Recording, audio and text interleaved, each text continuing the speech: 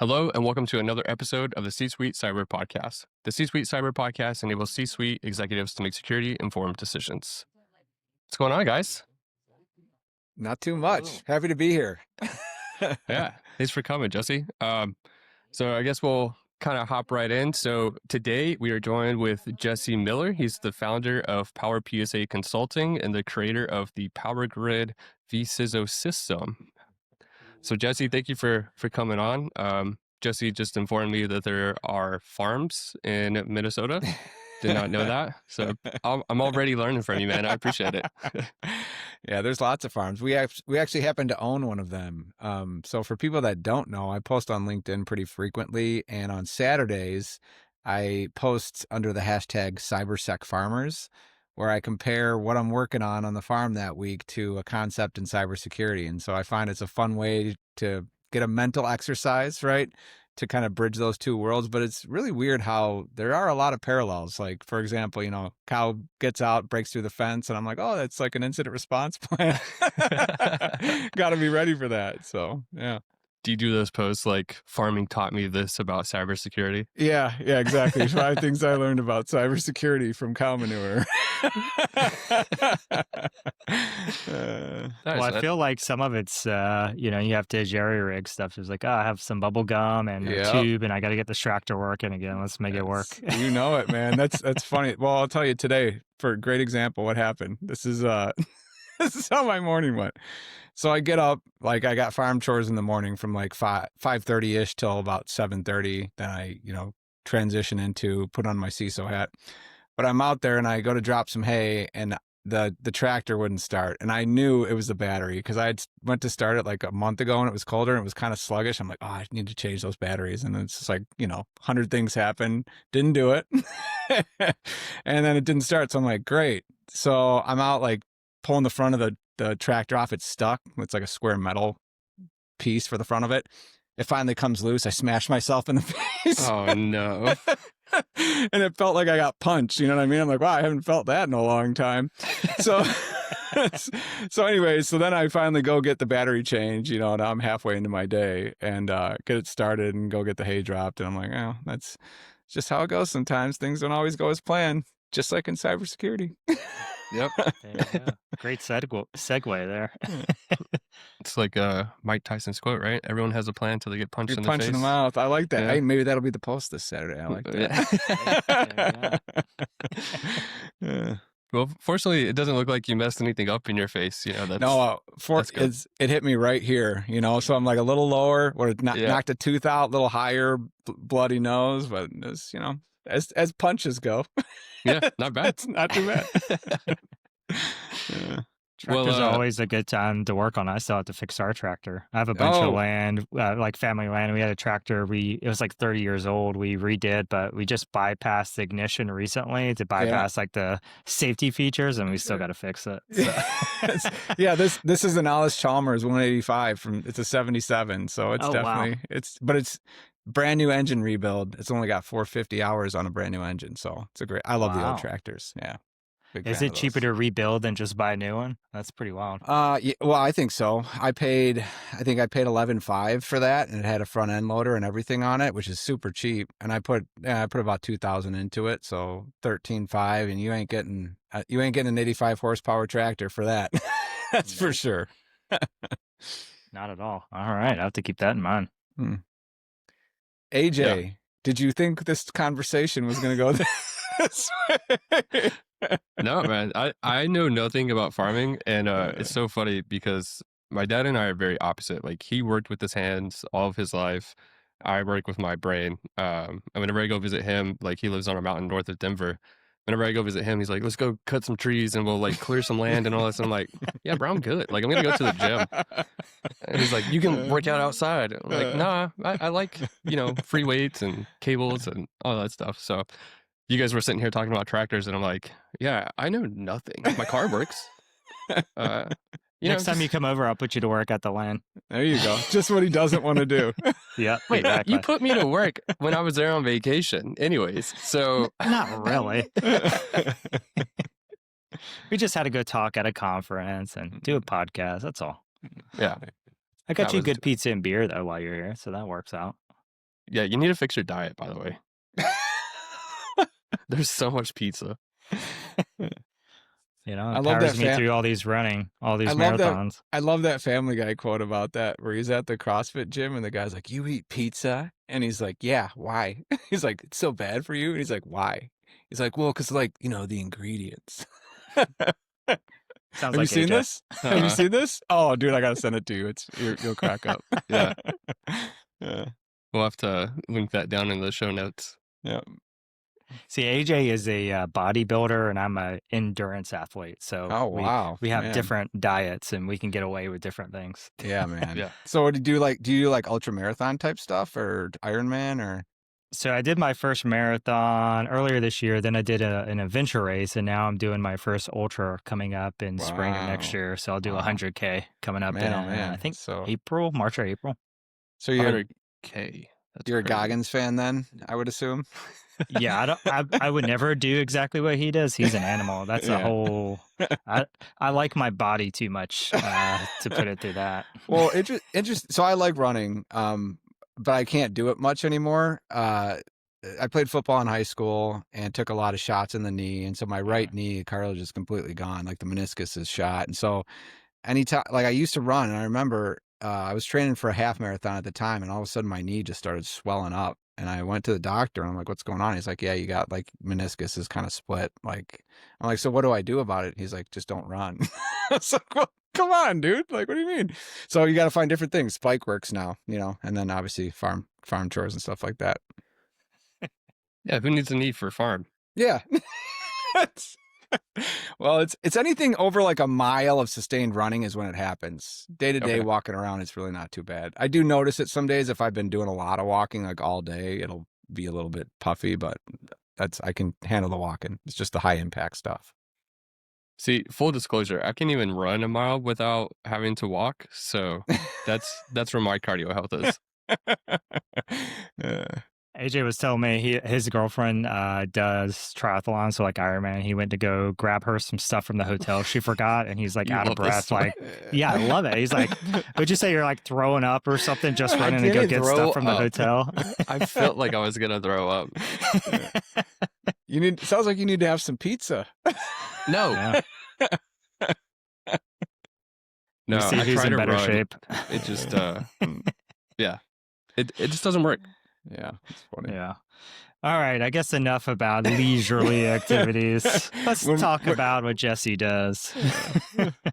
Yeah. So, as I mentioned at the beginning, right? You're the founder of PowerPSA Consulting and the creator of the PowerGRYD V-SISO system. Mm-hmm. So, what is a V-SISO? Like, what do you actually do for these businesses, and why? Sorry, two questions. What do you actually do service-wise, and then why would someone hire you rather than creating a whole new role internally? Yeah, I mean, there's so many layers to this question. So, like, let me just level set with like kind of where my career came from and got me to this point. I was the CISO of an MSP. I think I was named CISO back about a decade ago, and was tasked with building a managed security program for the MSP that I worked in. We were currently just an IT only MSP, right? So I went and did that, built this great stack, like, all the perfect tools, SIM, vulnerability management, EDR, was ready to go to market, and went and started to try to sell to our customer base and found out, oh, nobody wants to buy this. So I really had, it was a failure in a lot of ways. First big failure in my career, because I was hemorrhaging cash. I'd spent a bunch of money building this program, and it was not going well. So that is when I kind of discovered this vCISO thing. Like, I think it was barely a Googleable term at that point. And, I said the light kind of went on, like, okay, risk management, it's the why for cybersecurity. Right. And so you said, what is a vCISO? Well, a vCISO is a fractional chief information security officer. And what does a chief information security officer do? Well, I would posit that they're the risk interpreter for the business, meaning they take the business outcomes, the business goals, and interpret those in terms of cybersecurity risk and make sure that the business can achieve those goals uninhibited and with the least possible amount of friction, right? And so I would say that a vCISO simply does that on a fractional scale for a business. And when you say fractional, what do you mean? So yeah, think of somebody that works for you in a part-time fashion, meaning that a vCISO or virtual CISO or fractional CISO, you might hear it called, may have 5, 6, 7 different clients that they dedicate a portion of time each week to help them move their program forward. So while an enterprise CISO who might be getting paid 300 to 500K or more in terms of all their equity and stock and things like that, that's not digestible for a small business or even really a mid-sized business. Businesses in the 300 to 1,000 range still have a lot of need and not all the budget. So what this person can do is come in and help with working with the executive team to set cybersecurity strategy, doing board reporting, reporting to the audit committee, and making sure that the company is meeting its requirements and to stockholders and other stakeholders in the business in terms of the risk management. So I was going to make a joke on that, AJ. I was going to say fractional. So think about the pizza and a piece of that pizza, It's a great way to think about it. You can't afford a whole pizza, nor can you eat a whole pizza. You just want a slice, right? So what do? You get a nice big slice. Yeah. I love After it. a slice, I'm usually good. So that makes sense. Well, there you go. Yeah. So I think recently in the news, right, with some of these large scale breaches that have been publicized, it seems like the CISO is now the person who is being prosecuted, essentially, right? Because, like you mentioned, they're the ones kind of over the risk to the business.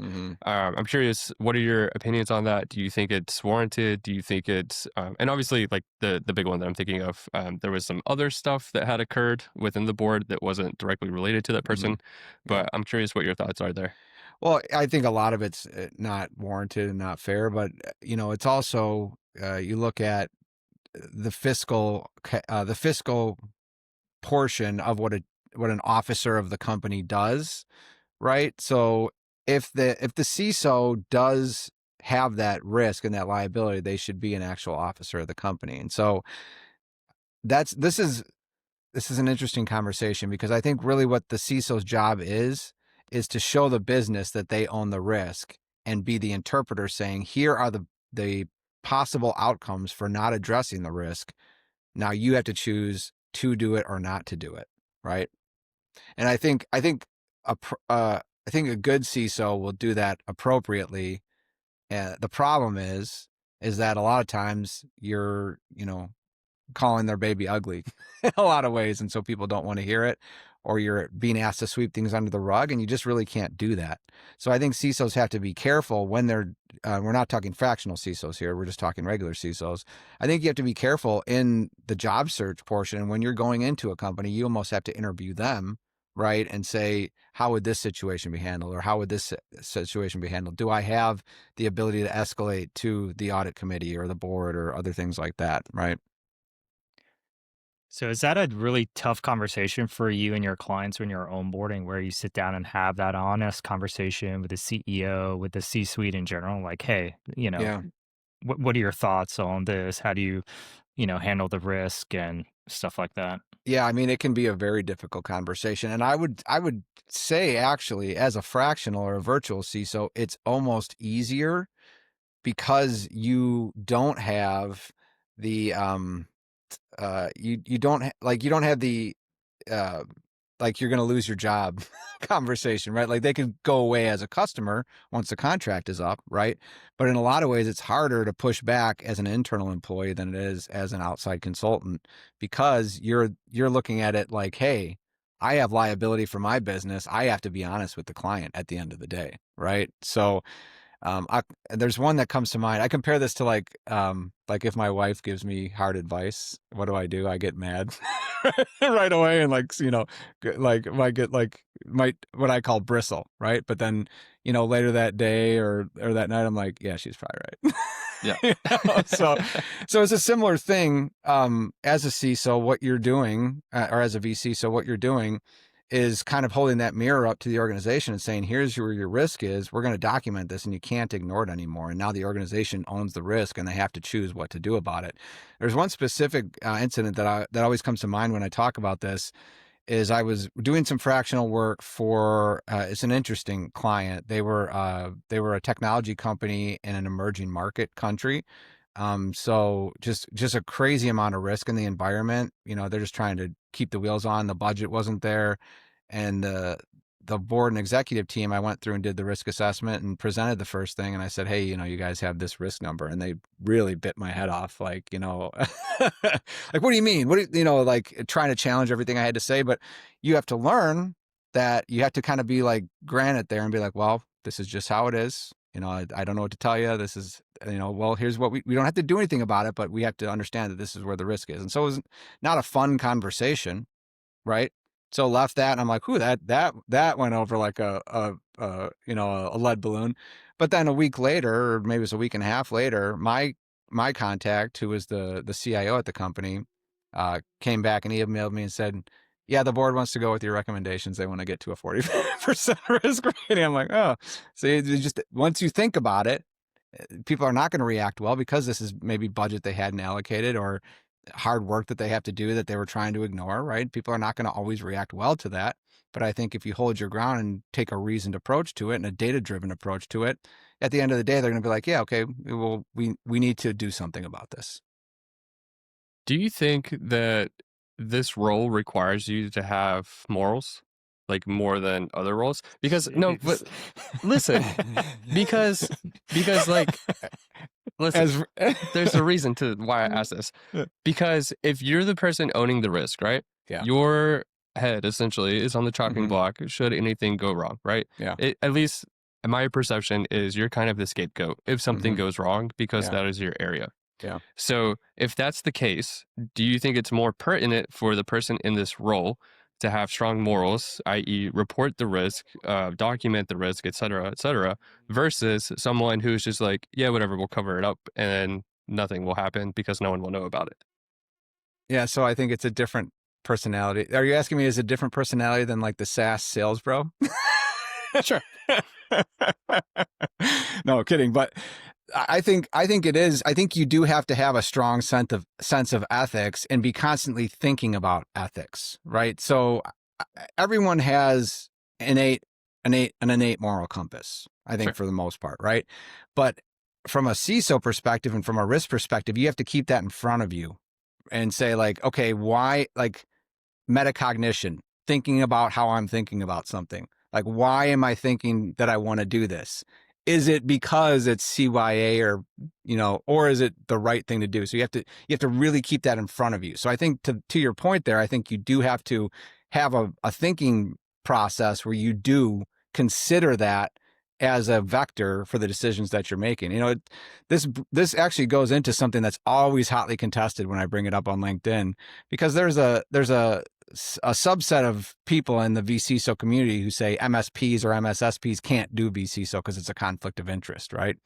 Because they're making recommendations for their own services. Well, I mean, first I'll say I think that's a fundamental misunderstanding of the 3 lines of defense, right? They're saying they're mistaking that a vCISO is line 3, which is like independent audit, which they're not. That's an independent audit.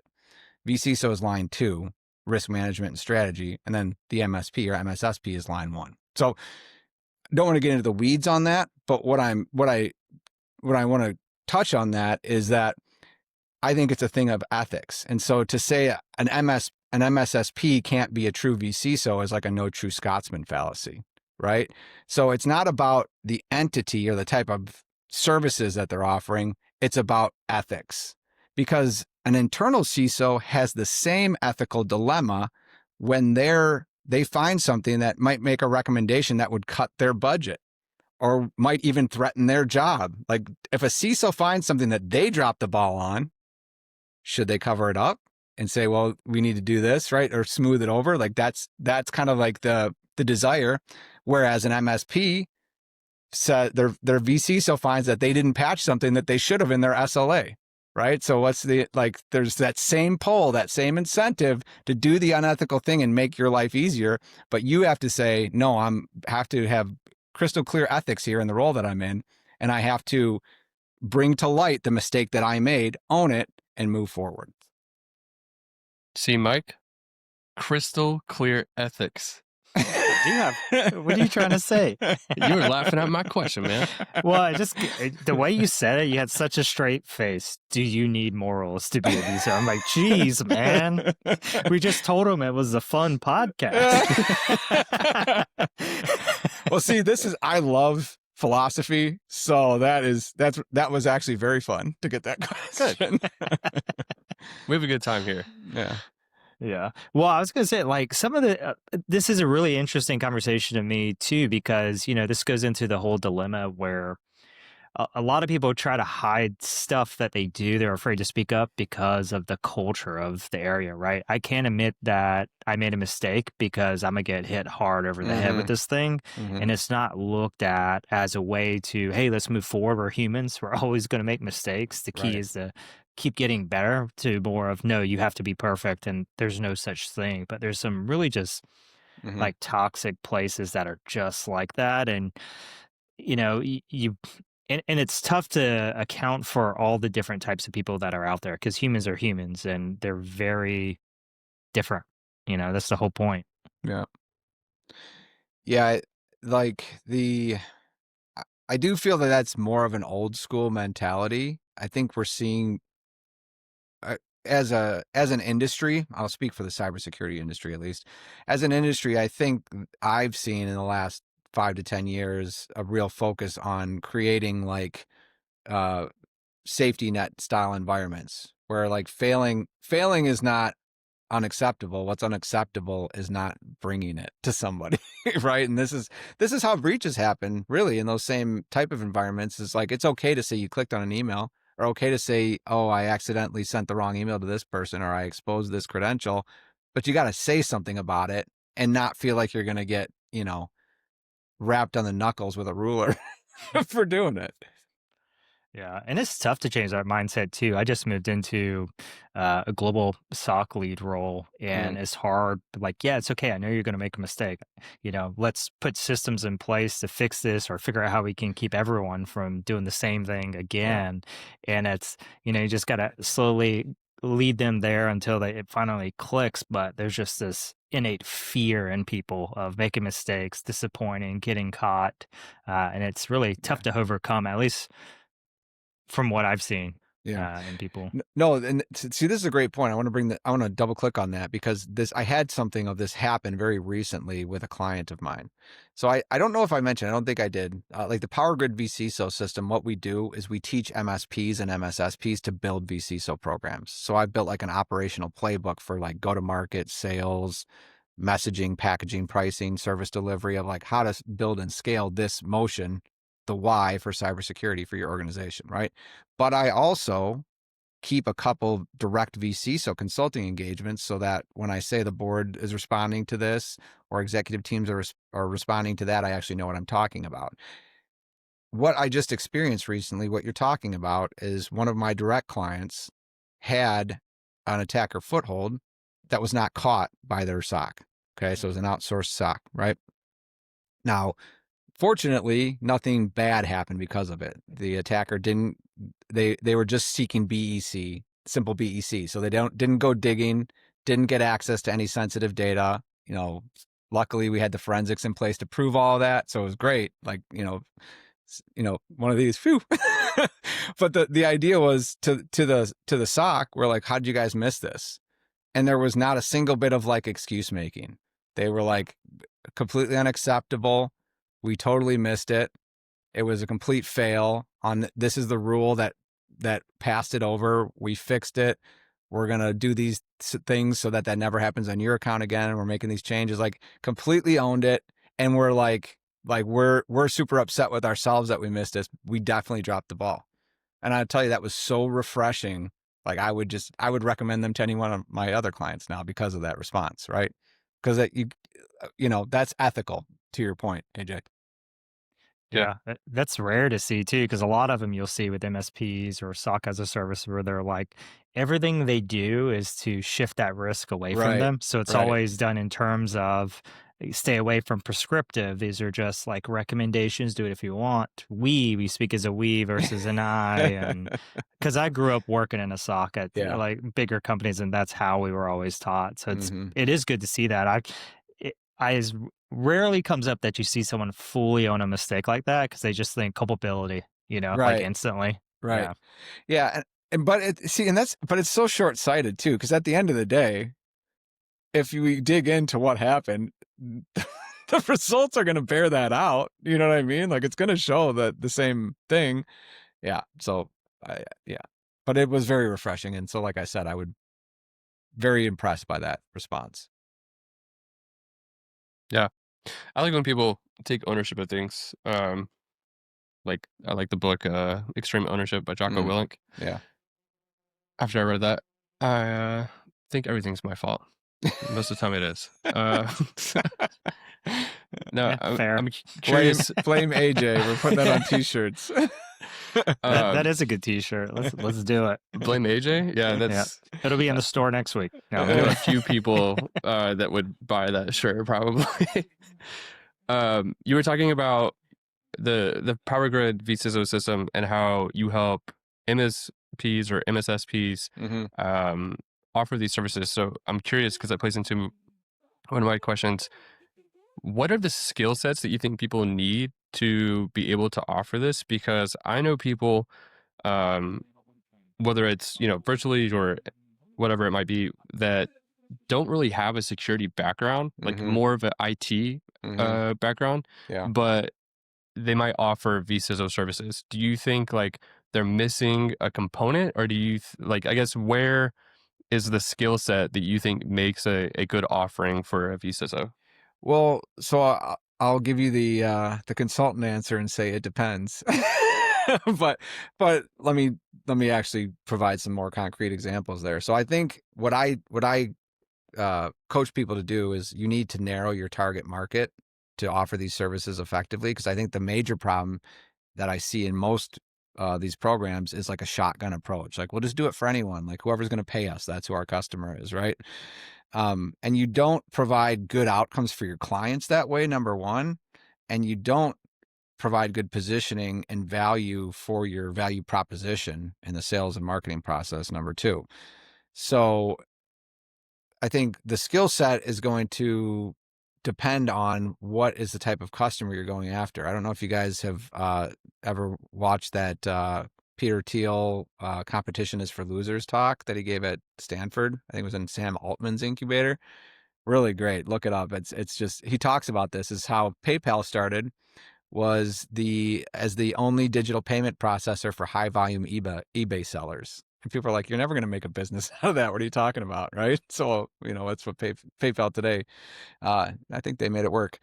But the idea is that you completely narrow a market segment and then dominate that market segment. So hyper specific with your type of customer. So for example, we'll talk SEC regulations for like a publicly traded company. If someone comes in and says, hey, we'll help you do a risk assessment for best in class industry frameworks to show you your risk. Or the other person comes in and says, we'll do a risk assessment to identify your gaps with the SEC's 10K cyber reporting rule and make sure to close those. Who's winning that deal? Right? It's the person who can speak the language and is actually providing business outcomes that they need to keep their business moving. So in that case, what does that person need? They might need a basic understanding of SEC regulations, right? They might need a legal background, right? They might not need so much detailed security operations background, because you might have that in another role or something like that. So it's going to depend. Now, zooming back out, I think generally anybody who's going to be a good vCISO has to have some business acumen. They have to understand, because what is the goal of a business? It's to make money, right? And so if you don't understand that as a CISO, and you're not keeping that as your ultimate goal and shifting from like perfection in technology over to moving the business forward, you're going to fail, right? I think that is where a lot of people fail when they try to offer these services. So you need some sort of business acumen and at least an understanding of where the business is going and how to enable that through security outcomes. But I will say that I do think I think you do need some technical background. So there's some people that say you don't need any technical background to be a CISO. I don't necessarily agree with that. I think you at least should seek to get better there. And I have people in my program who come in with that skill, but they go and they get their CISSP and they are studying even their Network Plus or a CCNA just to understand how things are put together. I think that constant improvement is really important from a development perspective. That's kind of a interesting point there that a lot of people who are really technical in the security space do a really bad job of conveying the business Mm-hmm. aspect of stuff. Were you about to say that? Is that why you're smiling? No, I had to change the presentation I'm giving to my VPs like 5 times because it was too technical. That's why I'm Yeah. laughing. Yeah. And it's a tough skill because I grew up just in the weeds, started Same. as a SOC Yeah. analyst, Yeah. then a pen tester, then a malware analyst. And it's like, that's all super technical. You speak a different language and then you Mm-hmm. start getting higher up. And it's like, all right, I need to change the way I convey this and talk to, one, to whatever their goals are. I need to figure out where their mind's at. Mm-hmm. And I need to speak to that because if I just say, hey, this is bad because it's bad, it doesn't really mean anything to them. Yeah. They don't care, Yeah. you know? It's interesting.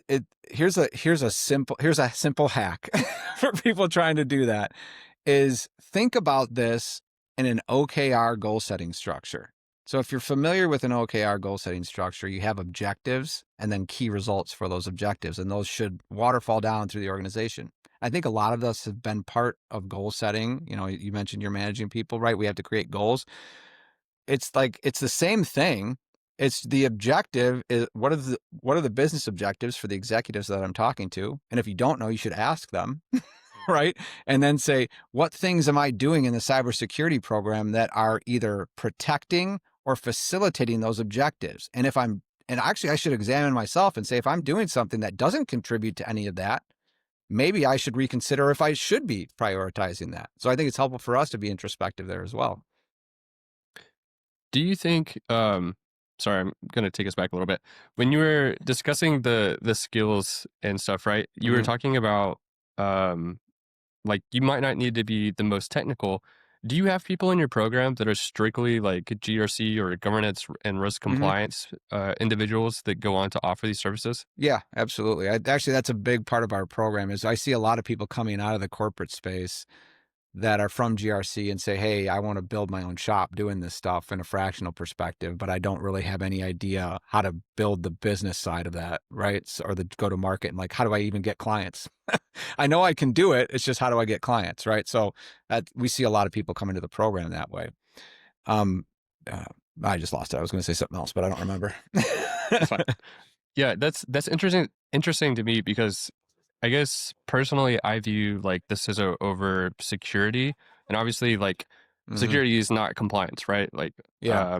Yeah. very different pieces, but compliance and risk are typically grouped together, which is different from security, as previously mentioned. Yeah. So I'm curious, I guess, if you've seen examples where one might be stronger, or is that background comparable, or does one tend to do better in this service offering?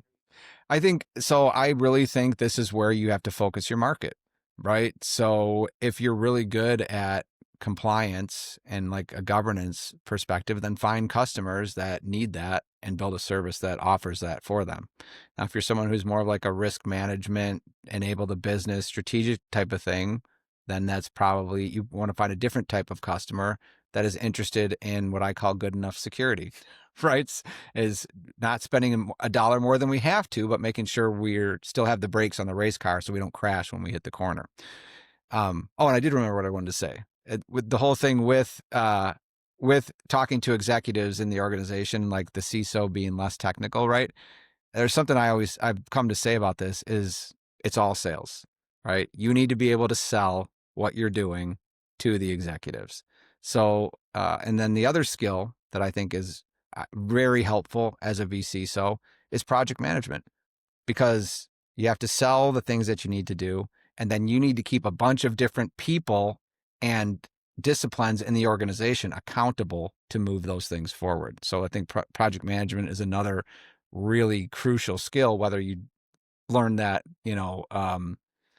scholastically and you have like your PMP, you don't need that, but you should at least understand how to run a project effectively, right? Interesting. Yeah, that's a project management's the key skill as you climb up anyways. Yeah, It's ridiculous. You it's better get pretty good at it's it. pretty ubiquitous, yeah. But again, if someone's an A player architect, right? And they think they can just be a vCISO, and they're not accustomed to, like, again, it's all sales. Trying to get people that don't report to you and are in a different department to do things that they don't want to do, right? You have to create accountability loops and all these kinds of things. You have to understand, number one, how to rhetorically convince them, but then number two, how to build closed loop systems to make sure that you're holding them accountable to move things forward, right? And evidencing if they don't. This might be a dumb question, but it's me. So, uh, are there other fractional offerings or Yeah. officers? Yeah, I see vCIO, Chief Information Officer. So you'll see that a lot in smaller companies who don't maybe they haven't like an IT manager, but not super strategic. We're thinking about where's the business going? How can I enable that with technology? A new CRM or new CRM features, thinking about digital transformation, things like that. So we'll see vCIO. We see vCTO a lot in software development for startups where you don't have the budget to bring in like a high-powered CTO, but you need someone you have like a non-technical founder who needs help structuring development, right? So you see vCTOs a lot there. VCFOs, VCROs, yeah, there's a lot. Interesting.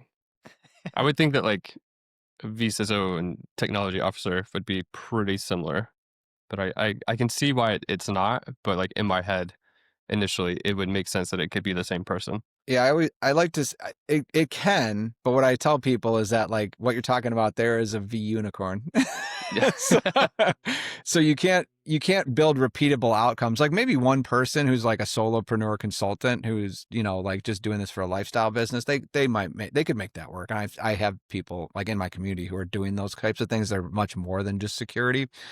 But I think from like building a business perspective and delivering clear outcomes to your clients, it gets really hard to do that repeatably, right? I didn't even think that like they would have employees. I thought this whole time that like what you're describing would have been a single individual. Oh no, there's companies out there that are doing this. So I mean, you'll typically see like one vCISO and a GRC analyst, and then maybe like I would call them like a SOC liaison, right? Somebody who's working with the SOC on incidents, and you might call them a scribe during an incident response. So there's some different roles that are supporting the vCISO, because typically what happens is the vCISO is your most expensive resource, right? You're probably commanding anywhere from 150 on the low end up to 250 on the high end for like a practice leader for a vCISO working in one of these organizations. So it's hard to so you want to create mundane work. You want to push that down to lower pay ranks, right? So like if you have a GRC analyst who's getting paid, 115 or even 85 for an entry level, they can go gather reports, run risk assessments, do customer interviews, things like that, bubble that up to the vCISO, who's then running with the interface with the client leadership team. I mean, it's very similar to a structure you'd see in an internal company with how the GRC department's working, right? Right. I just didn't think that like it would have been multiple people. I thought this whole time it was like, okay, you have to interview these, potential contractors that you're doing. You have to look through their business plan for the next like 3 years, figure out like, okay, what are we going to need? How do we actually implement that? Yada, yada. Yeah, I Yeah. mean, there's both, right? You see the the 1 to 3 type companies doing this, but you also see really large organizations. I think Accenture is building out an arm that does this now, and so yeah, it's vCISO's going mainstream, so it's a fun time for me. So we're missing out, Mike. We could be SOC scribes. I'm good. I'll pass. He's like, I've done that. I've done that job. I don't want it anymore. I'm good. No, I've seen Same. this actually popping up, like vCISO type stuff popping up a lot more, and very similar roles too, especially at MSPs like in Charleston. I've seen a Yeah. few that are standing up that and trying to build it out. And then, of course, they'll do kind of like what you're talking about, where they'll do supportive services that kind of complement that Mhm. work as well. So they can kind of feed themselves work on top of that work. Yeah, and it's interesting with that is like, because I have both types of people in my community. I have the vCISO only consultants, and then the MSP or MSSP shops that have a vCISO arm. And so it's always funny because we'll have, like, in our office hours, I had a guy be like, well, how do I sell against MSPs? Like, how would I sell against you, to the dude across the room, right? And I'm like, well, here's what you will say, and here's what you'll say, and you guys just got to battle it out. But I think for different customers, again, it's different target markets want different things.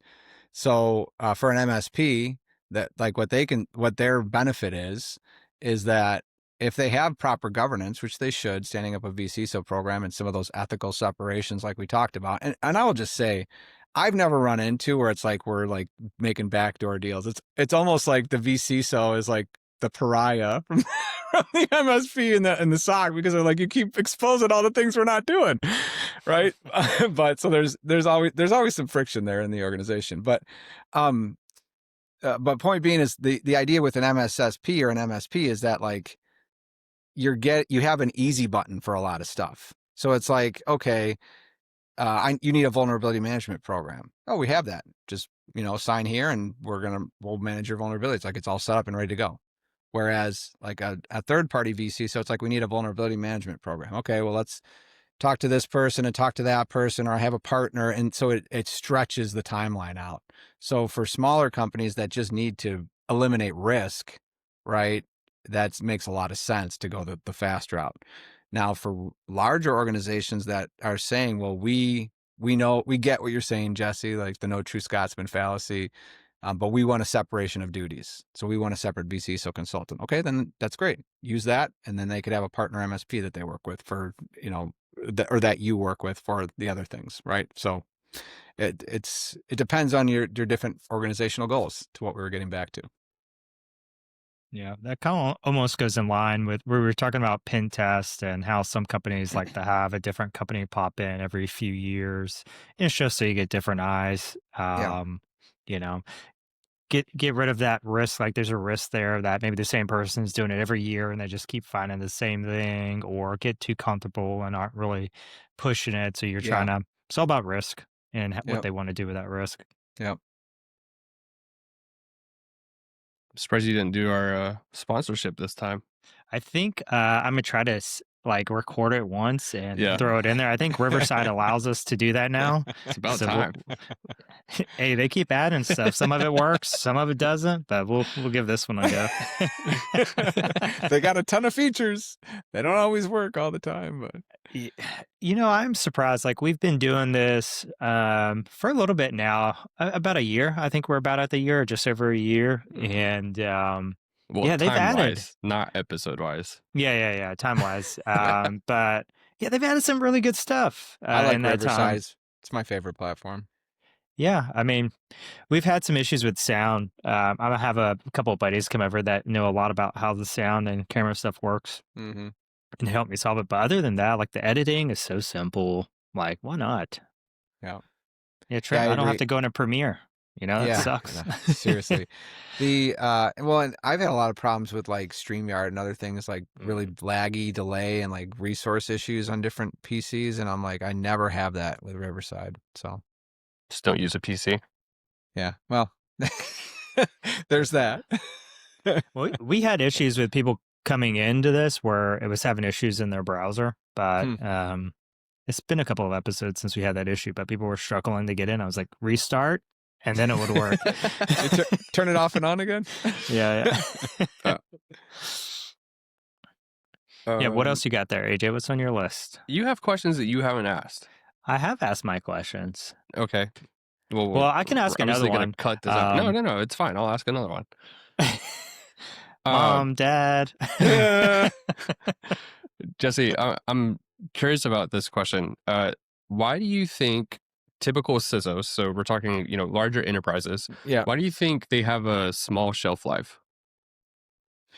I think it's to what we talked about before, is they're being called an officer and given the title of officer and given all the risk and all the liability that comes along with that, and then they're not really enabled or permitted to do their job, or they do their job and no one really listens. So, after a while, it's whether it's burnout or it gets to a point where they're like, I can't, there's too many things going on here. I need to leave because things are going to go bad, right? I think that all those things, or a breach happens and they're the sacrificial lamb. I think that would be my perspective on why. Do you see that with the virtual offering as well? No, I don't think so. You don't see it as much because the virtual offering is not an officer in the company, right? They're a consultant. They're saying that, hey, we're advising you, right? But you have to make the decision at the end of the day. So there's somebody on the customer side who owns that risk, right? In the executive team or the board. Do you find yourself having to fire customers because they kind of start crossing the line a little bit in terms of like allocating blame or being difficult to work with? Yeah, I think yes. So to answer your question, yes. Not recently. I think the better you get with your messaging and your positioning and your go to market, that becomes less of a problem. Because what I always say you want to do with your messaging is you want to polarize. So you want to attract the right kind of clients and repel the wrong kind of clients.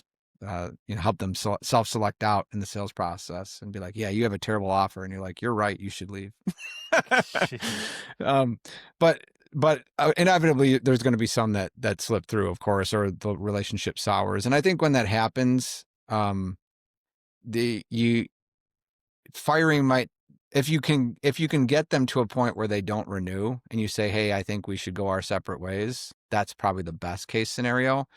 I haven't run into a scenario though where it's been like really like a ton of animosity, where like, fired, you're fired, get out of here. You know what I mean? But I think there has been environments where it's like uh you don't pursue the renewal. Let's put it that way. I think that's probably the best way to put it. I just see it like happening in certain circumstances where someone up in the client organization is just getting a lot of pressure and they're looking for an outlet or looking to Hmm. shift, and then you become that target. Yeah. Yeah, I've heard of this. I don't know if this really has any legs, but I've heard of people uh in large organizations trying to um to sign up different consultants, cybersecurity consultants, for their cyber insurance. So if they have 5 million in cyber insurance or E&O or D&O insurance, I could sign up 5 of them and then max out that insurance.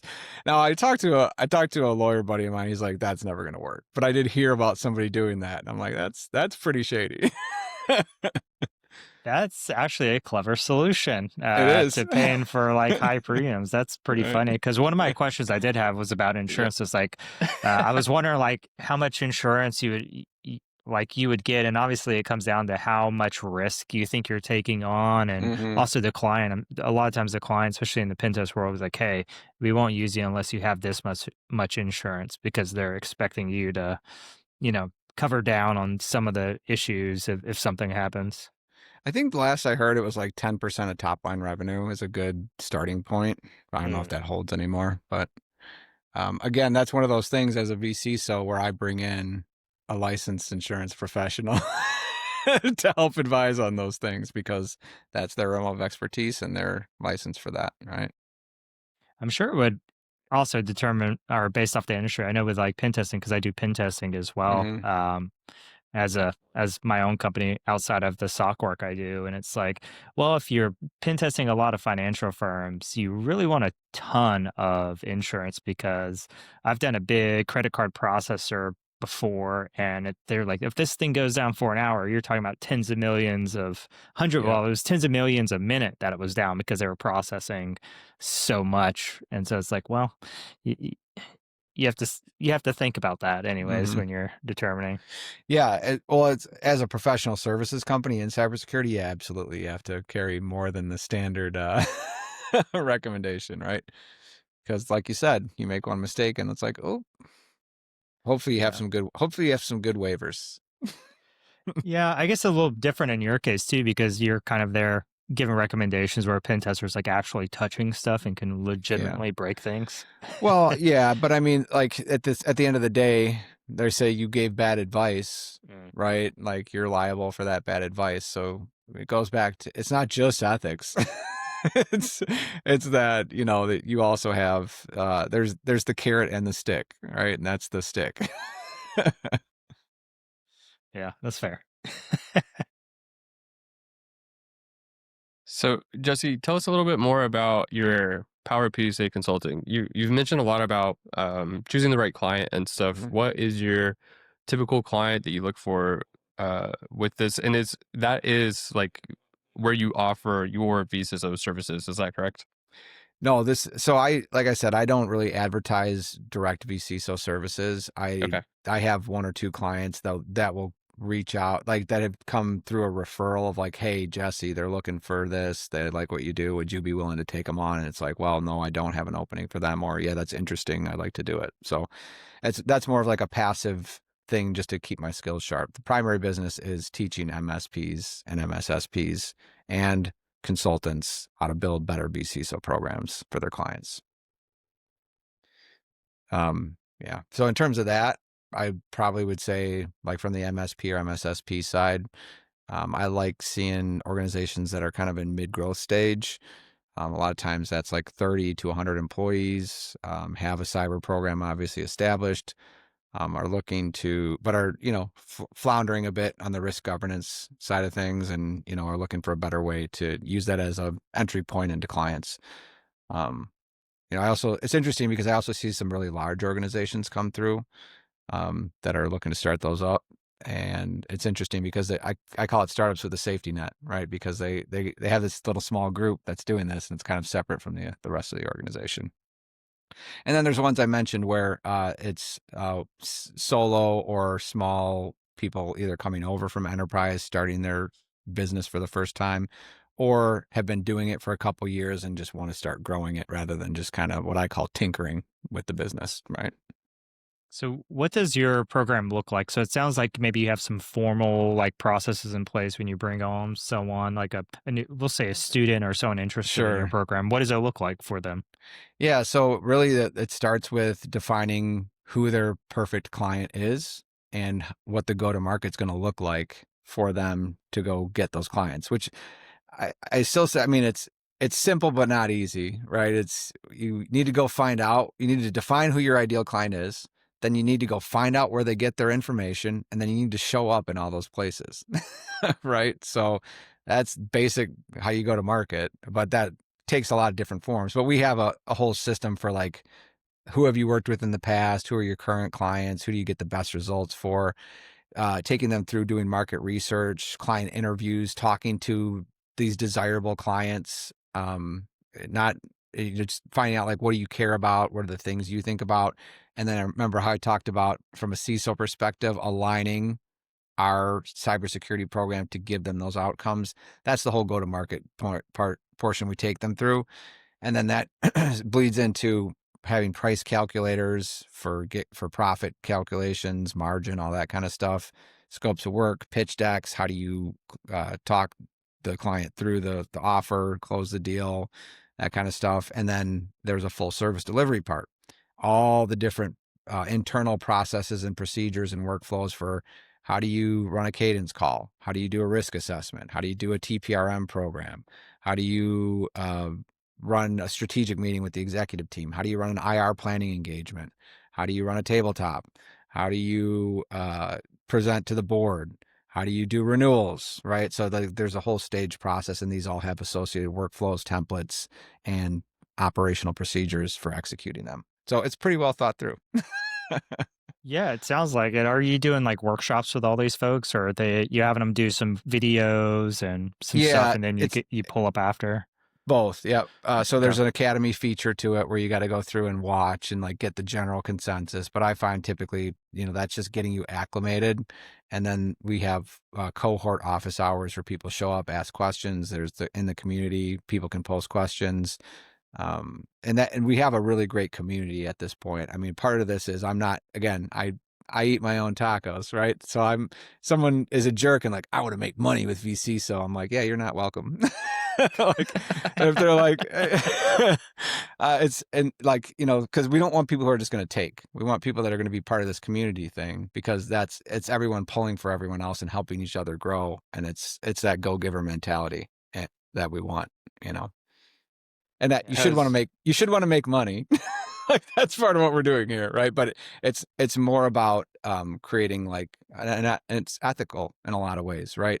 I like to say, like, giving our customers great results and getting paid fairly to do so. That's what we should be doing. Yeah, I like that. Has AI and generative AI really changed the landscape lately for you? I think it's just allowed me to become more effective and efficient, right? I mean, from a GRC perspective, policy writing has gotten way easier. um and the thing is like shrinking policies. Like, the great thing now is like all these TPRM tools have AI built into them, so they can help speed up all that stuff. So if you're writing a policy, pump it back into your TPRM tool and say, does this, like, what am I missing? And then doing things like make this less verbose but keep all the structure. So I think it's helped that way in a lot of different ways. So And TPRM is third party risk management, right? yeah, thank you. I should qualify these acronyms I'm firing out. You're good. Yeah, that's interesting. So what about the other side, right? With these businesses adopting AI or like the Yeah. chatbots, which there's this one that I hate because it says it's a human, and you can tell because like if you look for the company name, Yeah. you can tell obviously who it is, and then you can look for that in like Made With or whatever and find businesses that use that specific Oh, chatbot. nice. And I hate that it actually says that I'm a human, because it's obviously lying to you, and that's Right. like the first interaction you have with this business. But tangent aside, with companies adopting AI, like, Yeah. have you had to, I guess, focus more in that realm as far as like data Yeah. privacy and Yeah. stuff there? Yeah, I mean, I think it's great for I mean, I think that's partially why you're seeing such a demand for the vCISO service. Like, take data governance, for example. I mean, we've all worked in cybersecurity. How many years do data governance projects get kick the can down the road, and we'll do that next year because it's too expensive and it's too hard? Well, now all of a sudden, like, we need to implement AI across the organization to stay relevant. And the only way we can do that safely is knowing what data we have and classifying it and providing least access. So all of a sudden, there's a whole bunch of work to be had for VCSOs in terms of helping organizations. We talk about project management, helping spearhead these initiatives in organizations. Yeah, I will tell you, I love AI simply because it helps me find the appropriate policy faster. Yeah. I mean, I'm telling you, like, it does make policy much easier. And Yeah, I hate policies. it's Oof, I me hate it. too. Who doesn't? No, There's you're some, supposed to say you love it. yeah, I don't. You read it for while you're eating breakfast over coffee every morning. So that in our IR planning module, so one of the things we do is not only do we provide like customized actionable IR policies that are like 7 pages long and not 70 pages long. We also provide visual workflows. So what do I make the joke, and I say you should do this every time you go into the executive workshop for, like, we're going to ratify this policy and select, here's the roles and here's what everyone's got to do. Like, I always make the joke, I show up with the policy and the workflow and I say, all right, so I know no one read this policy, but if you can agree with what's in this workflow and we're going to whiteboard it together, you can agree with what's in the policy. And all of a sudden everyone's like, okay, I can do that. Right. And at the end of the day, you end up with a workflow that is actually much more usable in an incident than a written policy. I like that idea. Yeah, that is a good idea. That one's free. To No, get more, I you mean have to that's go a to PowerPSA. yeah. Man, it's tough. I mean, a lot of this stuff is just overwhelming for clients in general. Like it's it's so overwhelming. It's not palatable, so they just kind of like ignore it. Hmm. But if you can bring it to them in a way that's a lot easier to understand, that seems to be more reasonable, they're game. They're good to Yeah. go. They just don't Yeah. want to see this huge mountain, this huge chasm to cross to get to where they want to go. It's No, tough. that's 100% accurate, right? Is you break it down to that, what I call digestible chunks, and it makes things a lot easier. Oh yeah. What else you got, AJ? What's on your list? Did we hit them all? I think we did. The only other one was about this conference you mentioned. If you want to, we can hit on that. So, what is IT Nation? What did you learn? Yeah. Was it a good conference? Is it worth it, or should people skip it? Yeah, well, it depends on what your business is, but IT Nation is one of the premier conferences for managed service providers specifically. It's run by ConnectWise, who's one of the major Mm, PSA players in the space. One of the other big ones is Kaseya. They do their own event. I grew up in the MSP I was working in using ConnectWise, so for me, it's a natural progression. I've been going there for 10 plus years at this point. And so I really enjoy it because you get to meet, all your friends in the industry and hang out and just see what's going on. It's a good excuse to pick your head up and just go talk to people. And I actually, now that I'm on the vendor side of things, it's interesting because I've seen both sides, right? Now I'm the one buying the drinks rather than going to all the free stuff. But I enjoy it because for what I'm doing is I typically just set up a calendar and then we'll set meetings. Like I'll just give a free hour of consulting, like no strings attached. Like, so if you have questions about your vCISO program, come sit down. So it does two things. I really enjoy doing that, like just helping and, brainstorming with people. Like I get joy and energy out of doing that. But then also I get to kind of hear the customer voice, like what do MSPs care about? What are they concerned about? And then obviously, yeah, if I give them a lot of value in that hour and they're like, hey, I want more of that value, obviously that could be a lead for me. So but really I enjoy doing it. And it's kind of like the idea of, again, I think this is like the new school of thought is that growth mentality rather than a scarcity mentality. Is like, I just want to share information and share value because people are going to want more if you can really prove to them that you have it. I like So that that's, approach. yeah, I enjoy the conference for all those reasons. And then this year we actually tagged a family vacation on the back of that. So my wife and kids flew down at the end of the conference and then we went to the Gulf side and hung out for a couple of days. So that was good. nice, love that. Yeah. And for my awareness and maybe other people's, what is PSA? Professional services automation. So Okay, it's like think of it as kind of like a CRM plus or an ERP plus for other businesses. So it's your ticketing system, your billing system, your inventory system, your quoting system, all those things that you need to run a managed services business. interesting. I've Yeah. not heard of that before. Yeah. Yeah, it's a very niche thing. So like ServiceNow, you might know, is a Mhm. lot. ServiceNow would be like a larger version of that for large organizations. Okay, Yeah. Mike, did you know that since you're laughing? Now I'm just laughing because we used to pause whenever we'll do like it's just me and him talking about some topic. We'll pause and be like, "Hey, okay, define that. Stop. Make sure everyone understands." But because I'm the one with the acronyms today. Woohoo. yeah, Yeah, hey, it's all good. I just hear ConnectWise and I was like, "Oh, I love ConnectWise," because that was my first O day. Was I found in a Oh, really? ConnectWise app? Yeah. Oh, wow. Wow. So I was like, "Oh yeah, I love Yeah. it." Yeah. It's funny. Like, I think as like technology professionals, we always find reasons to complain. And I'm like, you could switch to there's a lot of good vendors in the space. But if, we talked about like best in breed tools, like the MSP versus like outside practitioner. I think it's attributed to Aristotle, but he didn't actually say it, is that, the, the whole is greater than the sum of the parts.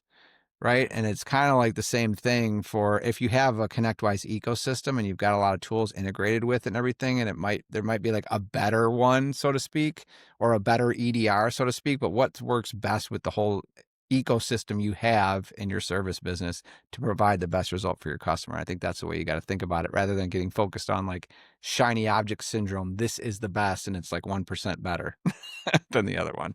That's like Yeah, Apple's business model. yeah, there you go. I was gonna say, and everything has problems too. You can go with the top tier thing and it still has problems. Like in this case, it was just the way it was configured. Like the whole, how it was the infrastructure was set up is not the application itself, but the infrastructure is what I was able to abuse. So it's like Interesting.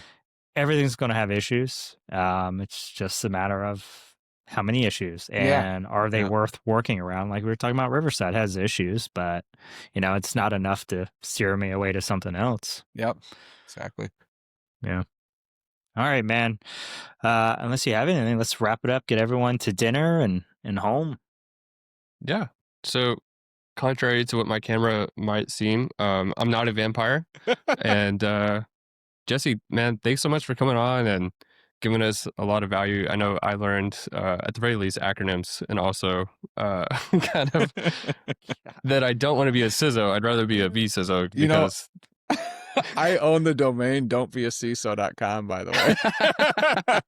And my goal is someday to make it a community project when I find the time, is like, it's going to be like, don't be a CISO if, and it's going to like have like people can contribute, right? Don't be a CISO if you like working with technology, because you won't. You'll just be talking to the business the whole time. Anyways, yeah. No, that's awesome. Yeah, thanks. Like I said, thanks for coming on and giving us some knowledge. I did not know that there was like a big difference between vCISO and regular CISO.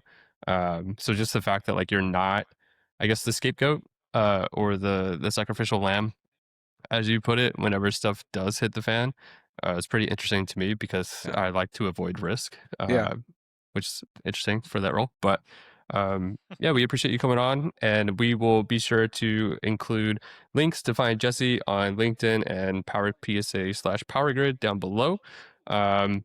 This episode, we covered a lot of stuff with what a vCISO is, what they actually offer, why you might choose that over, racking up a bunch of money to have one internally. Learned that Minnesota has farms. Did not know that. And this is a great episode for me, Mike. I hope you had fun. I really appreciate it, guys. This was less of a podcast and more just sitting down to chat with some industry people. So I really enjoyed the time. Yeah, we appreciate it. We try to keep it lighthearted. Sorry, Mike, what were you saying? I said, yeah, definitely. Yeah, thank you. Yeah, we try to have fun. I mean, we don't get paid for it. We just have fun. We just want to meet people and learn stuff. Maybe one day, that'd be great one day. But no, we just enjoy talking to fellow people in the industry, learning. It's kind of flattening out the structure, right? There's so many tiers and barriers between just talking and trading knowledge. So yeah, definitely appreciate you. Yeah, you bet, guys. Take care. All right. Thanks. Bye now.